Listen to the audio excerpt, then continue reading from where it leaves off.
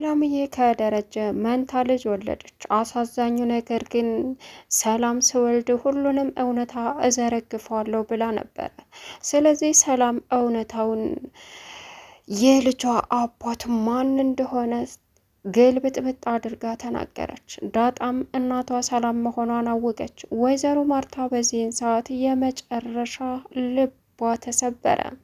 ሰላምዬ የተናገረችው እንግዲህ የልጄ አባት ማን ነው እያላችሁ ስትጠይቁኝ ነበረ።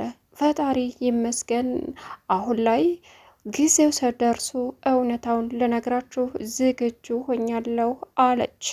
በዚህን ሰዓት ወይዘሮ ማርታ ግቢን የደፈረውን ሰው ማወቅ እፈልጋለሁ እያለ በጉጉት ስትጠብቀው የነበረው ግን አስደንጋጩ ዜና የልጇ አባት ደረጀ መሆኑን ተነገራት። ወይዘሮ ማርታ ምን እያልሽ ነው እያለችም እንግዲህ ራሷን ይዛ ቀረች። ዳጣ የመጨረሻ ልቧ ተሰብሮ ማልቀሷን ተያያዘች። ሰላምዬም ለምንድን ነው የምታለቅሽው እባክሽን እያለች ዳጣን ማባበል ጀመረች። እንግዲህ ልጅ በመውለዷ ደስተኛ ብትሆንም ግን ደግሞ ወይዘሮ ማርታ የተፈጠረውን ነገር በሙሉ አምና መቀበል ስላቃታት ህይወታችንን ምስቁልቁሉን አውጣሸው አለች። ዳጣ የመጨረሻ ልቧ የተሰበረው በደረጀ ህይወት መበተንና እንዲሁም ደግሞ እናቷ ሰላም ሆና እዚህ አይኗ ስር እየኖረች አለመገናኘታቸው እጅግ በጣም ልቧን ሰበረው። ሰላም ውድና የተከበራችሁ የዙዙነት ሚዲያ ቤተሰቦች እንዴት ናችሁ? ልይ ሰላማችሁ ይብዛልኝ። ለዚህ ቻናል አዲስ የሆናችሁ ሰብስክራይብ እያደረጋችሁ ቪዲዮውን እስከ መጨረሻው ተከታተሉ። በጉጉት ስንጠብቀው የነበረው ዳጣ ቀጣይ ፓርት ይዘን መጥተናል። እንግዲህ ሰላምዬ ምጥ ስያዝ ሁሉንም እውነታ እናገራለሁ የልጅን አባት ብላ ቃል ገብታላቸው ነበር። አቶ ደረጀም አሁን ላይ ቃል በገባችለት መሰረት እየታማሁ እዳ ገብቻለሁ፣ እውነታውን ማወቅ ፈልጋለሁ እያለ በጉጉትም ሰላምዬ ሆስፒታል ድንገተኛ ሆስፒታል ስትገባም የማዋለጃ ክላስም ስትገባ በስራ ስለቆየች በጣም አሳሳቢ ሁኔታ እና ምጡ እንደሚቆይባትም ቢነገራትም ግን ደግሞ የፈጣሪ ስራ ሆኖ በሰላም ወልዳ ግን ደግሞ ከመግባቷ በፊት ብሞትም ብድንም የልጄ አባት አንተነህ እትዬ ይቅርበኝ፣ ማርገዝ ፈልጌ ደረጀ እንቅልፍ ማነው ሰክሮ ሲመጣ ሁሉንም ነገር ልንገርሽ፣ እናም ይቅርበኝ፣ እኔ ወደዛኛው አገርም ልሄድ እችላለሁ በማለትም እውነታውን ለወይዘሮ ማርታ ተናገረች። አንድ የጠፋች ልጅ ነበረችኝ፣ እሷን ልጄን ከቤት አስወጥተው ወለድኩለት ወንድምና አባትየው ተነደማ አውጥተው ጣሉብኝ። በዚያን ሰዓት እኔ ልጄን ስሰቃይ ብዙ ነገር ለማግኘት ስጥር ላገኛት አልቻልኩም። እናም ደግሞ አሁን የፈጣሪ ገዛ ሆኖ ያችም የጠፋችው ልጄ ተገኝታለች። እዚሁ እስር እየተገኘች ነው። ልጄን ለመተካት ብዬ ከአቶ ደረጀ ጋር በሰከረበትና ምንም በማያውቅበት አንቺን ስም እየጠራ ማርትዬ እያለ እጄን ሲይዘኝ እኔም ይቅር በላይ ፈጣሪ ሆይ ወድጄ አይደለም የጠፋችውን ልጄን መተካት አለብኝ በማለትም ነበረ ያደረግኩት አለቻት። ወይዘሮ ማርታ የሰማ ነገር ለእሷ እጅግ በጣም አሳሳቢና ልብ ሰባሪ ነበረ። ከምታምናትና ከምትወዳት ሰላም ይሄ ይፈጠራል ብላ በፍጹም አልጠበቀችም ነበረ። ዳጣ ማናት እሷ ታዲያ የታለ ልጅ ስትላትም የኔ ውድ ልጅ አንቺ ነሽ ብላ ፍርጥ አደረገችው። ምን አለቻት? አዎ አለች ዳጣ። ይህን ስትል ወይዘሮ ማርታ የመጨረሻም የድንጋጤ ማዕበል መታት። ሌላው አሁን ላይ እንግዲህ አብጌልን ወይዘሮ ማርታ ትልቅ ደስታ ሰጠቻት። እሱ ምንድን ነው? እንኳን ደስ አለች፣ ሰላም እኮ ከዚህ ወታ ልትወልድ ነው ስትላትም የምርሽን ነው አለቻት። አዎ ስለዚህ አትመለስም እንዴ? እልል ይሄ ሁሉ ደስታ ምንድን ነው? ሰጭራሽ እኮ አልሄደችም። ምን አረገችሽ እች ሴት? የሄደችው እኮ ልትወልድ ነው የምትሄደው። ላትሄድም ትችላለች። አይ እማዬ ትሄድ ትሄድ። እሷ እኮ ናት እኔና ናታንን አብረን እንዳንሆን እሷና ዳጣ እያሉ የከለከሉ። እሷ ምንም አላረገች። እነሱን ታያቸው። ወንድ ልጅ ከወደደ ለምን ሰማይ ጥግ አይሆንም? ይፈልግሻል። ስለዚህ በእነሱ አታማኝ። እንደው ምን ጉርነሽ? የሆነ መቅሰፍት ሳታስመችኝ አቀሪም። አንቺማ የሆነ ነገር ይዞሻል በማለትም እሺ አሁን ዲኤንኤ ማስመረምርባት ሁለቱንም ዳጣንና ሰላምን አለች። ምን?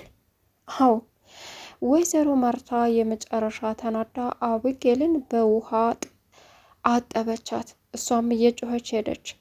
ሌላው ናታንና እንዲሁም ዳጣ ደግሞ ቁጭ ብለው ማውራት ጀመሩ። በጣም ደስ የሚል እንዲሁም አብጌል እኮ ከዚህ ቀደም በአረቂ አስክራ ልትወልድላት ወይም ደግሞ አርግዛ በሆን የግዴታ ልታገባህ ነው ስትለው፣ እንዴት ከኔ ልታረግዝ አችልም?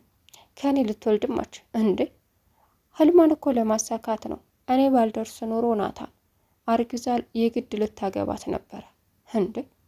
ግን የእውነት አርግዛ በሆን ታገባታለህ ማለት እና እውነት የኔ ልጅ ሊሆን?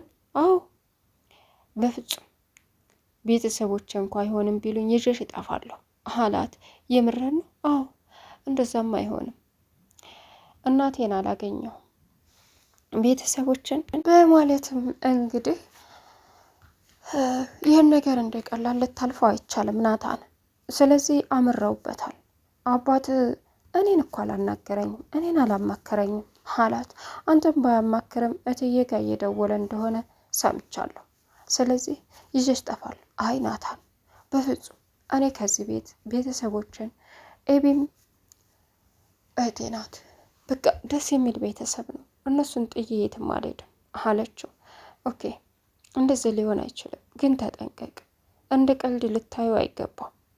እሺ ግን የእውነት አቢጌል ከኔ አርግዛ ቢሆን አታገቢኝም አላት። ምን?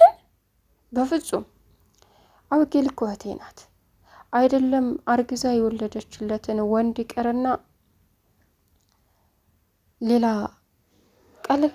ቀለል ያለ ግንኙነት ቢኖራችሁ በፍጹም እንትን አልልም። እኔ እናንተ ያበቃልናል፣ ትልቅ ችግር ውስጥ እንገባለን አለችው። እሺ ይገርማል አላት። ሌላው አሁን ላይ እንግዲህ አርጁን ውጭ ላይ እየተንፈራፈረ ለአቢጌል ይገኛል። አቢጌልን ደግሞ ወደዛ ሂድ እባክህ፣ ልተክፈኝ ነው እንዴ? አንተ አለኝ ያልኩት ነገር አመጣ ምንድን ነው? ያንን ሳሒሩን አለችው። ይሄ እኮ ላንቺም የሚሆን አይደለም፣ እባክሽን አቢጌል ተረጅኝ፣ በጣም መጥፎ ነገር ነው አላት። ኧረ እባክህ ደነስ፣ ለዚህ ካልሆንከኝ አይንህን ማየት አልፈልግም።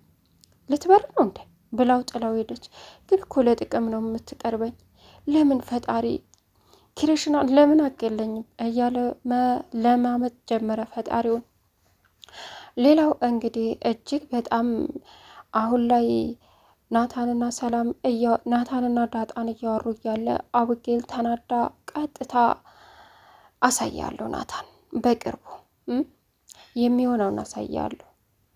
አንተ እኔ የምፈልገውን እግሬ ስር ተንበርክከህ ባትለምነኝ እኔ አይደለሁም አሳያለሁ በማለትም እንግዲህ ቃወጠችው።